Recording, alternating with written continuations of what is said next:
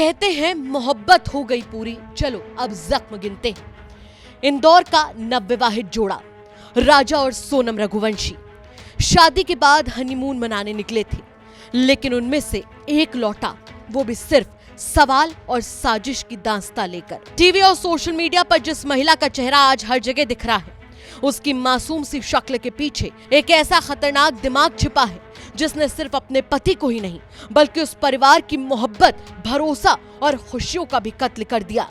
राजा रघुवंशी, वो शख्स जिसने शादी की, प्यार किया और फिर मेघालय की पहाड़ियों में मौत की नींद सुला दिया गया। और इस पूरे खेल की मास्टरमाइंड निकली उसकी पत्नी सोनम। मेघालय पुलिस के मुताबिक सोनम ने अपने पति की हत्या की सुपारी दी थी। शादी के कुछ ही दिन बाद उसने राजा को रास्ते से हटाने की प्लानिंग की और 4 हत्यारों को इसके लिए तैयार किया गया। हत्या के बाद सोनम अचानक गायब हो गई और फिर सामने आई सबसे हैरान करने वाली बात कि सोनम मेघालय से निकलकर उत्तर प्रदेश के गाजीपुर पहुंच गई और खुद पुलिस के सामने सरेंडर किया। लेकिन सवाल उठता है कि कैसे? अब यहीं से शुरू होती है सबसे बड़ी क्राइम थ्योरी और साजिश की कहानी। चेरापूंजी की पहाड़ियों से गाजीपुर तक का सफर आसान नहीं होता। चेरापूंजी के सोहरा से शिलोंग पहुंचने में करीब 2 घंटे लगते हैं। वहीं शिलोंग से असम के पलटन बाजार पहुंचने में करीब 3 घंटे लगते हैं। फिर असम से गाजीपुर तक का सफर, जो कि कई राज्यों यानी बंगाल, झारखंड, बिहार से होते हुए जाता है। इतनी लंबी दूरी क्या सोनम अकेले तय कर सकती थी? क्या उसके पास कोई ट्रैवल प्लान था? अगर हाँ, तो उसने इतनी बड़ी ट्रैवल प्लानिंग अकेले तो कतई नहीं की होगी। अब सवाल उठता है कि कहीं वो फ्लाइट से गई?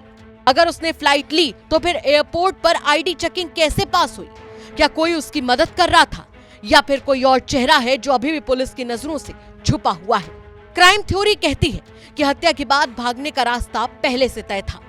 सोनम के पास सहयोगी रहे होंगे जिन्होंने ट्रैवल और पहचान छिपाने में मदद की। उसने गाजीपुर पहुंचकर परिवार को खुद फोन किया, ये बताने के लिए कि वो कहां है। क्या ये भी पहले से तय स्क्रिप्ट का हिस्सा था? हालांकि इस मामले में अब तक 4 लोग गिरफ्तार किए जा चुके हैं। सोनम ने गाजीपुर के नंदगंज थाने में सरेंडर किया। पुलिस को शक है कि इस पूरे केस में कुछ और चेहरे भी शामिल हैं जो पर्दे के पीछे हैं।